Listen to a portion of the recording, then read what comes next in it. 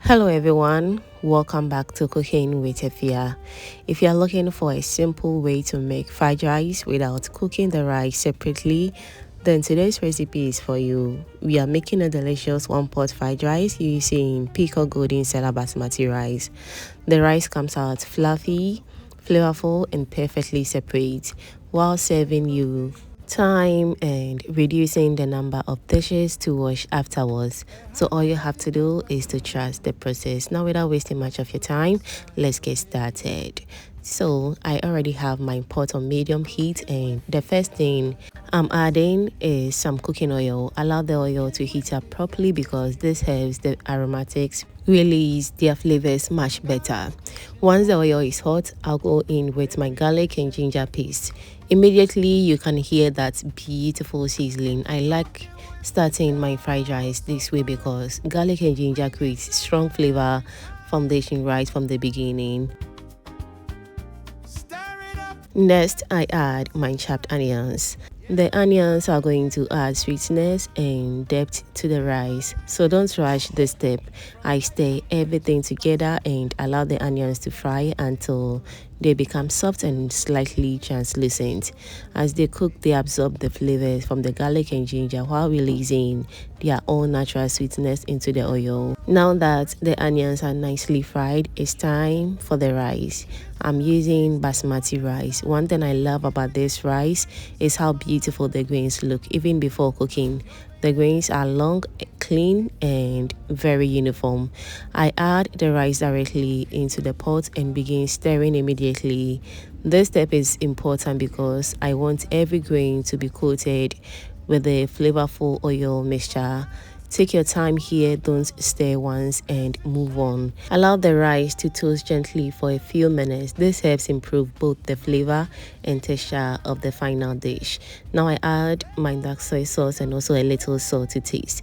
Remember, we are seasoning in layers, so there is no need to add too much at once. We can always adjust later if necessary.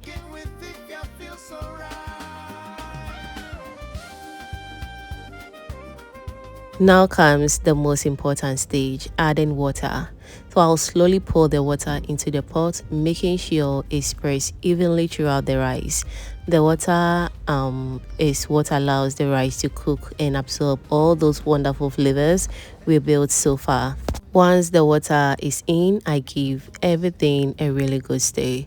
I want to make sure the soy sauce, seasoning, and rice are evenly distributed before cooking begins. At this stage, the liquid should be well combined with the rice. Now I'll cover the pot and reduce the heat. This is where patience comes in. As the rice cooks, it gradually absorbs the seasoning liquid while becoming soft and fluffy. After several minutes, I check on the rice. At this point, the rice is almost done cooking. Most of the liquid has absorbed and the grains are looking nice and tender. Now I take a clean kitchen napkin and place it over the pot before covering it again. In fact, this simple technique is one of my favorite tricks when cooking rice. So as the rice continues cooking, steam rises and collects on the lid. Without the napkin, that moisture can drop back into the rice and make it wet or soggy, and we don't want that. Okay, the results perfectly fluffy rice and beautifully separate grains. Since we are making one pot fried rice, the next step is to gently fluff the rice. I always use a spoon to loosen the grains carefully. This allows air to move through the rice and helps prevent clumping. Now I add my oyster sauce. The oyster sauce has a rich savory flavor that gives the rice that delicious restaurant style taste.